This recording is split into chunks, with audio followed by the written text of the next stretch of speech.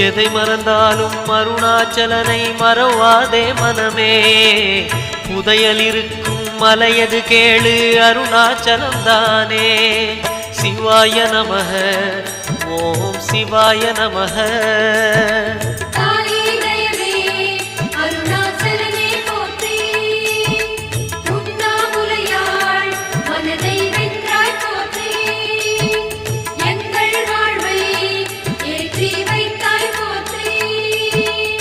சிவாய நமக ஓம் சிவாய நமக. சிவாய நமக ஓம் சிவாய நமக.